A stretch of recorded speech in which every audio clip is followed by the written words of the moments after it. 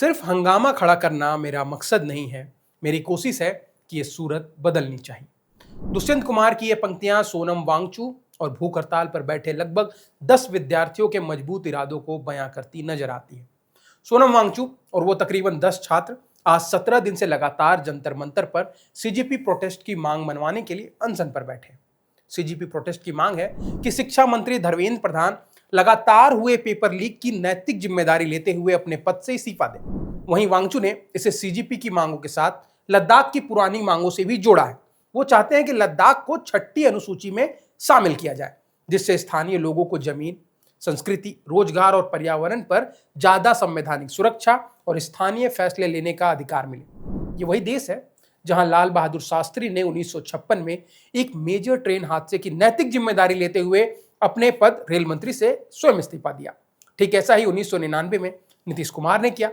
लेकिन अब शायद देश की आबो हवा बदलने लगी है कि अब मंत्री पद से इस्तीफा नहीं देते, वो पद पर बने रहते हैं, महज ट्वीट कर अपनी जिम्मेदारी निभा लेते हैं। मगर सीजीपी प्रोटेस्ट में ये नैतिक जिम्मेदारी निभाने में भी मंत्री जी कहीं ना कहीं बचते नजर आ रहे हैं। सीजीपी प्रोटेस्ट 25 दिनों से लगातार चल रहा है, मगर सरकार इस तरफ ध्यान नहीं दे रही या जानबूझकर बोलने से बच रही है। क्या सोनम वांगचू अगले जीडी अग्रवाल बनेंगे? अनशन करते हुए दम तोड़ देंगे? सभी चीजों पर विस्तार से बात करेंगे। शिक्षा मंत्री से हम भी सवाल करेंगे। नमस्कार, मेरा नाम है राकेश और आप देख रहे हैं द बजरबट्टू शो। आजकल सरकार समय लेती है, आपकी कठिन परीक्षा लेती है, या कोई अनशन करते करते अपनी जान गंवा दे तभी सरकार उस प्रोटेस्ट की मांगों की तरफ अपना ध्यान लगाती है। सोनम वांगचू पिछले 17 दिनों से लगातार जंतर मंतर पर भूख हड़ताल पर बैठे हैं। उनकी सेहत लगातार गिर रही है। डॉक्टर ने उन्हें अनशन तोड़ने की सलाह दी है। उनके समर्थक लगातार शिक्षा मंत्री से सवाल कर रहे हैं, ट्वीट और रीट्वीट करके शिक्षा मंत्री से इस पर प्रतिक्रिया मांग रहे हैं, लेकिन शिक्षा मंत्री खामोश है। एक इंटरव्यू में वो सीजीपी प्रोटेस्ट वालों के बारे में महज इतना कहते हैं कि ये लोग माहौल बिगाड़ने वालों की बी टीम है, जिन्हें जनता ने चुनाव में नकार दिया, वो अब नया रूप बनाकर व्यवस्था को कमजोर करने में लगे हैं। रेमन मैगसेसे से सम्मानित सोनम वांगचू के 17 दिनों से चल रहे अनशन पर सरकार की लगातार अनदेखी की घटना 2018 के पर्यावरणविद गुरुदास अग्रवाल की याद दिलाती है। जीडी अग्रवाल गंगा नदी के संरक्षण के लिए सरकारी परियोजना के विरोध में तकरीबन 118 दिन तक अनशन पर बैठे हुए थे। उनकी मौत हो जाती है। अनशन तक सरकार कोई टिप्पणी नहीं करती। उनकी मौत के बाद प्रधानमंत्री ट्वीट करके उनके काम को सराहते हैं, उन्हें श्रद्धांजलि अर्पित करते हैं। पर सवाल यह है कि दुनिया के सबसे बड़े लोकतंत्र में सरकार तक अपनी बात पहुंचाने के लिए इतना लंबा संघर्ष करना होगा क्या? अपनी जान गंवानी पड़ेगी क्या? सीजीपी प्रोटेस्ट पर हमारे प्रधानमंत्री एक बार फिर खामोश है। युवाओं का हौसला बढ़ाने वाले प्रधानमंत्री युवाओं के इस प्रोटेस्ट में क्यों उनके साथ नहीं है? या फिर क्या सोनम वांगचू की मौत के बाद ही प्रधानमंत्री का ध्यान एक बार फिर से इस तरफ आएगा? अगर हम बात करें सोनम वांगचू और सीजीपी प्रोटेस्ट की अभी स्थिति के बारे में, सोनम वांगचू का अब तक लगभग 9 किलो वजन कम हो चुका है। उनका ब्लड प्रेशर लगातार कम हो रहा है। पहले ही मैंने बताया कि डॉक्टर ने उन्हें अनशन तोड़ने की सलाह दी है। यह अनशन ज्यादा दिनों तक चला तो अपनी जान गंवा सकते हैं। लगातार उनके गिरते सेहत से देश के इंटेलेक्चुअल और उनके समर्थक भी कहीं ना कहीं बहुत चिंतित हैं। पर्यावरणविद प्रोफेसर नंदिता नारायण ने कहा कि यह बेहद दुखद है कि सार्वजनिक जीवन में इतना बड़ा योगदान देने वाले व्यक्ति को सरकार का ध्यान आकर्षित करने के लिए भूख हड़ताल का सहारा लेना पड़ा है। तो वहीं किसान सत्यप्रकाश भारद्वाज ने वांगचू को हीरा बताते हुए कहा कि वो नई पीढ़ी के लिए अपनी जान तक को कुर्बान करने को तैयार है। मैं प्रार्थना करता हूं कि वो अनशन समाप्त करे। वो तभी हमारे बच्चों के लिए लड़ पाएंगे जब स्वस्थ रहेंगे। फिल्म 3 इडियट्स के चतुर किरदार से फेमस हुए एक्टर ओमी वैद्य ने भी चिंता जाहिर की है और कहा कि मैं फुंगसू वांगडू को मरते हुए नहीं देखना चाहता। उन्होंने कहा कि सोनम वांगचू का समर्थन करने के लिए उनसे सहमत होना जरूरी नहीं है। उनकी हालात बिगड़ रही है, इसलिए लोगों को उनका मुद्दा समझना चाहिए, सोशल मीडिया पर आवाज उठानी चाहिए और सरकार तक बात पहुंचानी चाहिए। अपनी बात को बेबाकी से रखने के लिए मशहूर अभिनेता प्रकाश राज भी सोनम वांगचू और सीजीपी प्रोटेस्ट को मजबूत करने के लिए जंतर मंतर पहुंच चुके हैं। धीरे धीरे यह छात्र आंदोलन कहीं ना कहीं जन आंदोलन का रूप लेता नजर आ रहा है। छात्रों की शांति भरे आंदोलन की गूंज बड़े बड़े लोगों तक पहुंच रही है, पर अभी भी सही लोगों तक आवाज पहुंचने में कामयाबी कहीं ना कहीं नहीं मिली।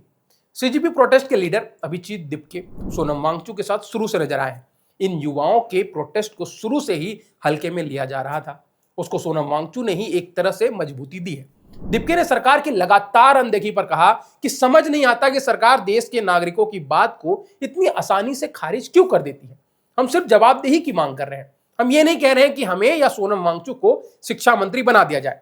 हमारी केवल इतनी मांग है कि जवाबदेही तय की जाए और जो शिक्षा मंत्री परीक्षा ठीक से नहीं करा सकते उनकी जिम्मेदारी तय की जाए। अभिजीत दिप्के ने कहा है कि रूलिंग पार्टी का अब तक कोई नेता वहां नहीं आया और ना ही सरकार की ओर से बातचीत की कोई पहल की गई है। आखिर क्यों? क्या एक शिक्षा मंत्री को एक शांतिपूर्ण संवैधानिक तरीके से प्रोटेस्ट करने वाले लोगों के बारे में यह कहना शोभा देता है कि लोग माहौल बिगाड़ने वालों की बेटी में, जिन्हें जनता ने चुनाव में नकार दिया, वो अब नया स्वरूप बनाकर व्यवस्था को कमजोर करने में लगे हैं। शिक्षा मंत्री धर्मेंद्र प्रधान के बर्थडे पर प्रधानमंत्री नरेंद्र मोदी के क्षेत्र में उनके योगदान की शाबाशी देते हैं। इतने सारे पेपर लीक पर उनसे एक भी सवाल क्यों नहीं करते? उनके जवाबदेही क्यों नहीं मांगते? सवाल बहुत से हैं, मगर छात्रों को सिर्फ शिक्षा मंत्री धर्मेंद्र प्रधान की जवाबदेही चाहिए। सरकार पेपर लीक को रोकने में क्यों बार बार फेल हो रही है? क्यों छात्रों के भविष्य के साथ लगातार खिलवाड़ हो रहा है? सबसे जरूरी, इन सबके खिलाफ हो रहे विरोध करने वाले सीजीपी प्रोटेस्टर की अनदेखी क्यों की जा रही है? शिक्षा मंत्री धर्मेंद्र प्रधान के इस्तीफे की मांग के पूरा होने के कारण अनशन पर बैठे सोनम वांगचुक की लगातार गिरती सेहत को क्यों नजरअंदाज किया जा रहा है? और कब तक इस सब पर प्रधानमंत्री और शिक्षा मंत्री चुप्पी साधे बैठेंगे? ये चुप्पी लोकतंत्र के आम नागरिकों के बेसिक अधिकारों का हक कहीं ना कहीं धीरे धीरे छीनने की चुप्पी तो नहीं है। उधर 59 साल के वांगचू अपने फैसले पर अडिग है। उन्होंने कहा है कि मैंने जो शुरू किया है उसे उसके सही अंजाम तक पहुंचाना होगा। लगातार गिरते साहस पर कहा कि वो बाहर से टूटे हैं, भीतर से नहीं। वही सीजीपी प्रोटेस्टर ने 20 जुलाई को संसद मार्च का ऐलान किया है। इसी दिन संसद का अगला सत्र भी शुरू होना है। अब दूसरी खबर की ओर बढ़ते हैं। विदेश मंत्री एस जयशंकर ने न्यूयॉर्क में यूनाइटेड नेशन मुख्यालय में महासचिव एंटोनियो गुतारेस से मुलाकात कर पश्चिमी एशिया, यूक्रेन और सूडान की जो युद्ध वाली स्थिति है उसके प्रमुख वैश्विक घटनाओं पर व्यापक चर्चा की। ये बैठक वैश्विक स्तर पर चल रहे तनावों और भारत और संयुक्त राष्ट्र के बीच सहयोग को मजबूत करने के दृष्टिकोण से काफी इंपॉर्टेंट मानी जा रही है। भारत ने वर्ष 2028-29 के लिए संयुक्त राष्ट्र सुरक्षा परिषद यानी कि यूएनएससी की अस्थायी सीट हेतु अपनी मजबूत दावेदारी और साथ में SHNTI दृष्टिकोण पेश करते हुए ये मुलाकात की है। तो आज की द बजरवट्टू शो की कहानी यहीं तक। आज अगर आपको हमारा ये शो पसंद आ रहा है तो आप हमारे चैनल को सब्सक्राइब भी कीजिए। बाकी मिलते रहिए, सोमवार से शुक्रवार तक मिलते हैं अगले वीडियो के लिए। तब तक के लिए नमस्कार।